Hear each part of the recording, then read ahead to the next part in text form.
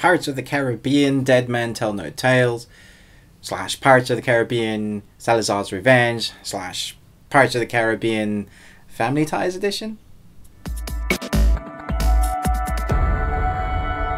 Pirates of the Caribbean number 5. That's what we are reviewing on the Ruby Tuesday today. I'm Ruben.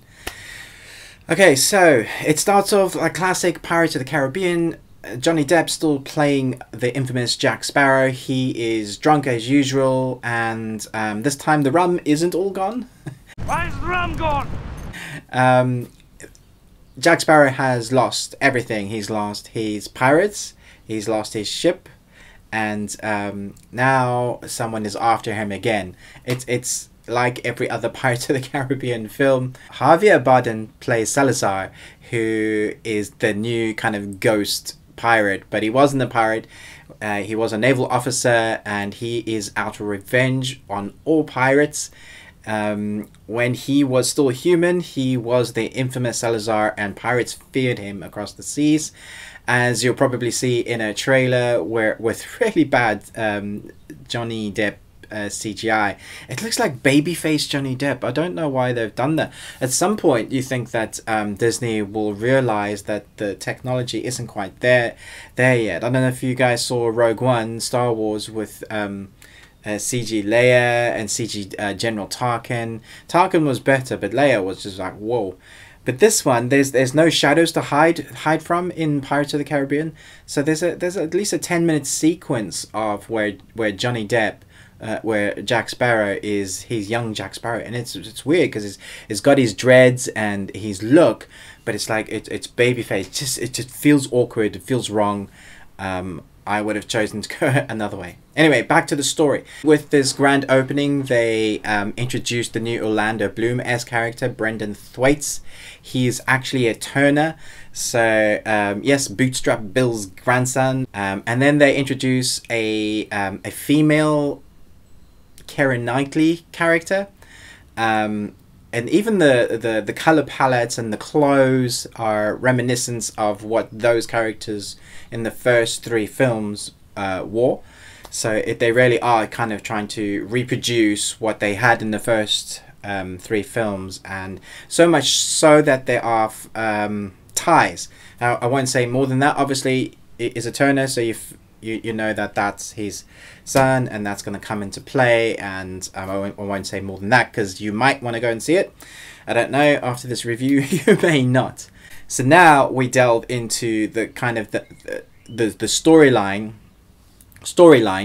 and this is where the film really drags. There were story plot moments that felt really forced. Kay Scandilero plays Miss Smith, or Karina Smith.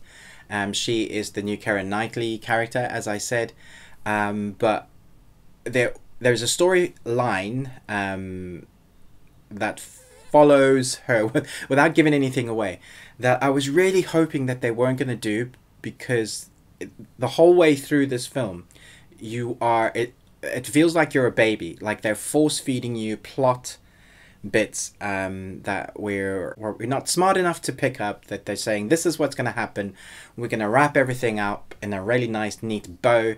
You could see where it's going from the beginning, and I just felt myself sighing, going, please don't be this. I actually was kind of looking forward to this film, well, a little, because obviously I've heard the rumors, but the directors, Joachim Roning and Espen Sandberg, okay, so they've done Bandidas, which is, okay, it speaks for itself. But they did a film called Kentucky. I'll get that right. I'll put a picture up here. And it's basically this epic journey of these guys on a boat that travel across the ocean. I think it's 4,300 miles.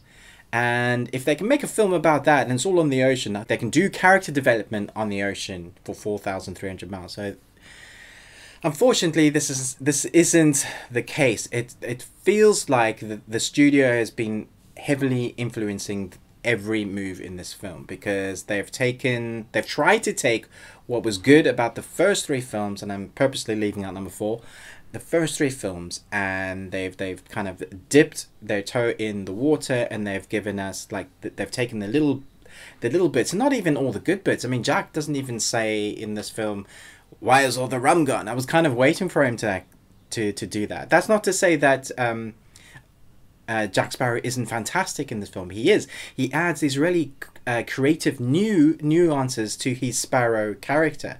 Johnny Depp in Stranger Tides, which I've been trying to avoid talking about, it just felt like in Stranger Tides that he just didn't want to be there. His character was kind of bleh. And I guess for most people on that film, it was kind of bleh. But in this one, like the way he reacts to being scared of things, the fear factor shown in his face is fantastic. He has a couple of little interactions with a monkey, and his reactions are both humorous and scared, and like of a little child at the same time. And I didn't get that from his previous ones. He was eccentric, drunk, a scoundrel, all of those kind of characters that made the Jack Sparrow character really fun to watch. And this one, he's added things that I just thought were really great. So it's not to say that they haven't taken really good bits. It just feels force-fed. So getting back to the storyline, Salazar is after Jack Sparrow. Will Turner is stuck in the ocean, and his son is trying to free him.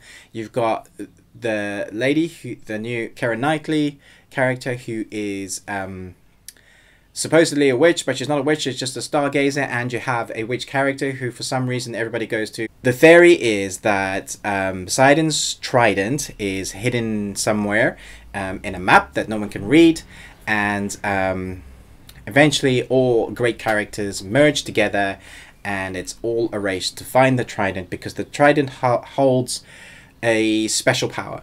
Okay, so that's the body framework.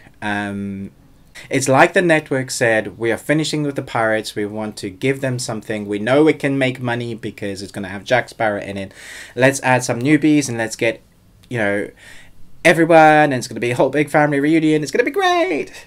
It's not so great. Anyway, so to the end of the film, spectacular special effects at the end, and it was actually pretty good. The ending, the spectacle ending had me wowed. But there were parts where, again, I was like, you can't do that. And I know it's a Pirates of the Caribbean film, and there's zombie ghosts and zombie ghost ships and zombie monkeys and ghost sharks, and there are all sorts of things in the Pirates of the Caribbean franchise which is not believable. But there's certain things that you think your characters just can't do, like for instance, hanging on a giant anchor and having no issue climbing up it because it's not going to be slippery at all after being on the ocean floor, or there's not going to be any seaweed. There were things like that that went through my mind instead of actually watching like the most intense parts. So that's not good. I do think, though, that this film could have been better had Stranger Tides not ever existed. In fact, there's only one line that kind of links Stranger Tides to ever have been in the world, and that's something to do with the Black Pearl being in a bottle, and they could have just fixed that with one line. The film never needed to have existed. They could have just said something. Hey, Jack Sparrow could have said, I met this guy, and this is what he did to my ship, blah, blah, blah, blah. And then we didn't need to have the atrocious Stranger Tides. And if that film had never existed, this would have seated? This would have sat next to the third Pirates of the Caribbean quite nicely and would have wrapped it up.